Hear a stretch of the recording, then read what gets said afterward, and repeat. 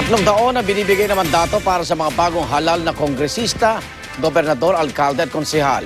Pero ang ilan sa mga pwestong ito, ilang dekada ng hawak ng iisang pamilya lang. Katunayan, batay po sa paunang pagsusuri ng GMA News Research, hindi bababa sa 55 political clan hanggang ngayon di pa natitinag sa kanilang mga pwesto. 10 nga sa kanila, bayigit 30 hanggang 40 taon nang nagahari. Pinakamahaba ang angka ng mga abadilya, hawak nila ang pagkaalkalde ng Bana, Ilocos Norte mula pa noong 1971. At pagsapit ng taong 2016, 43 taon na nilang hawak ang naturang posisyon. 3 angka naman sa pagsapit ng 2016 ay 37 taon nang nasa kapangyarihan.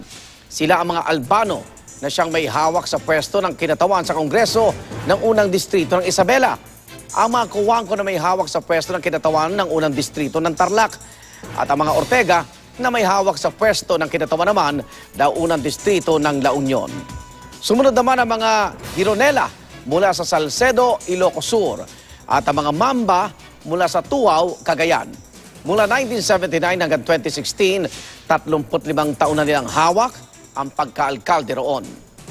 34 na taon namang nananatili sa pagkaalkalde ang angka ng mga Purisima sa San Ildefonso, Ilocos Sur at ang mga Vargas sa Abulug, Cagayan. Habang 31 taon naman sa pagiging kongresista ang mga Durano mula sa ika-5 distrito ng Cebu at ang mga Zubiri mula sa ika-3 distrito naman ng Bukidnon.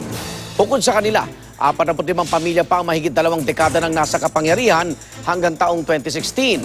Karamihan sa kanila, mga kongresista. Sa pananatili nila sa pwesto, malaking hamon sa mga angkang ito kung ano pang pagbabago ang kaya nilang ibigay sa kanilang nasasakupan sa loob ng 3 taon.